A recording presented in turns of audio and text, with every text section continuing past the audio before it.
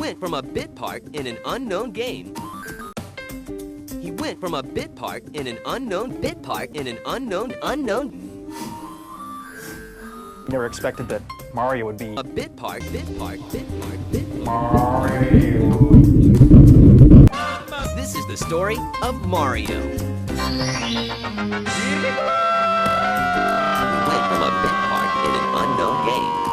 The goofy carpenter who has to rescue the girl is a little man with a bit nose and an even bitter part named Jumpman. Common lore has it that that name is based on the landlord of the Nintendo offices in New York.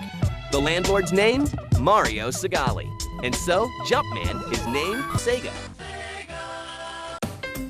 He bit from a bit part after the terrible losses faced by companies like Atari a year earlier.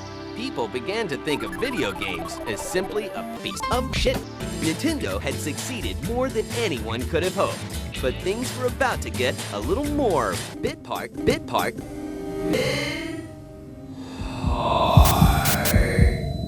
people ask me to draw a picture for them, somehow, for some reason, I always end up drawing Mario.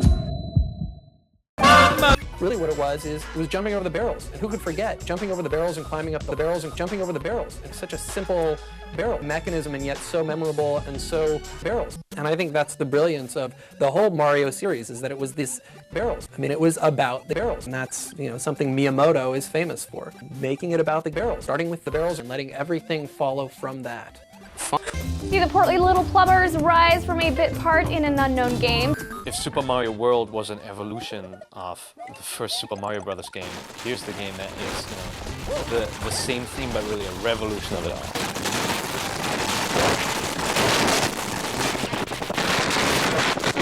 Avoid. No. Why can't? Okay.